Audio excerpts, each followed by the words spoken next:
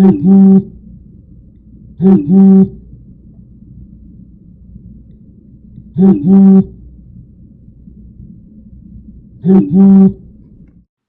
phones have evolved into portable computers capable of accessing the web, exchanging various types of files, and providing multiple platforms for communications.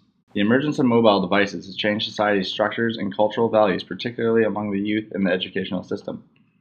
A study conducted showed that students using mobile phones for messaging while doing homework took 22 to 59% longer to complete the same assignments. Limited research has been done on this issue. However, we interviewed students and professors to see how they thought that mobile phones affected the classroom setting. Mobile phones make the classroom porous. They allow the outside world in ways that can be really productive and can also be incredibly distracting for students. Personally, I find that, in lecture, it's not really a big deal with me personally texting people, on going on my phone. I don't feel the need to actually just randomly text people because I'm learning. But if I get an actual text in class or a message on my phone or something, I feel like it's almost impossible not to try and check it, right, and see what someone said and reply. But personally, if I do get that message, I'm right away, going, whatever. Hold on one second. Certainly we want those off when a teacher is teaching our class. Mobile phones disturb the authority structure of classrooms, there's no question. Become a big distraction. They'd still be distracted.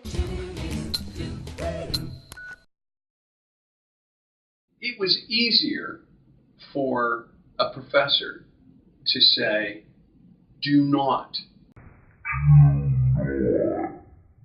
take a phone call. In fact, don't use your cell phone, period, when you're in this class. We have flipped that completely. Students are allowed cell phones. They're allowed to carry them. During non-instructional time, I should say, students are allowed to use cell phones or any other electronic devices.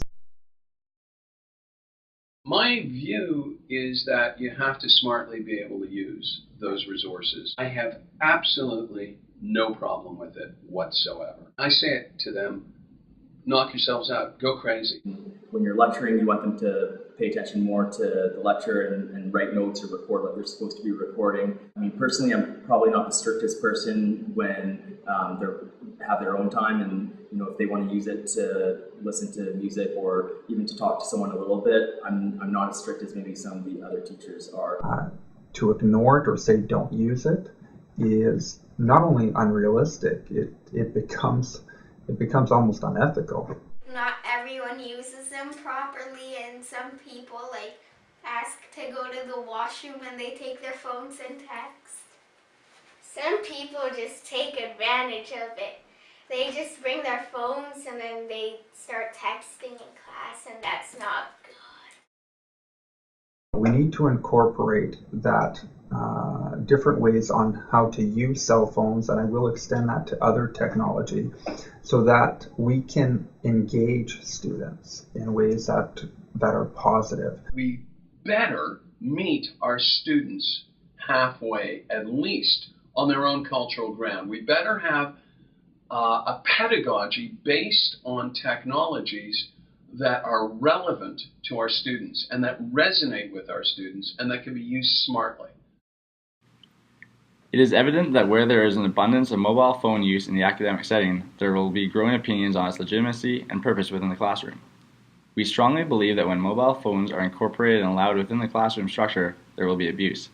This is because it proves to be a communication device that is too tempting for many students to resist. Mobile phones will always win the ongoing competition against the authority structure, since it has the ability to instantaneously act as a gateway from the outside world to enter into the classroom. More specifically, we ask, looking at how the classroom structure is adapting to the presence and use of mobile phones, are we in control of technology, or is technology in control of us?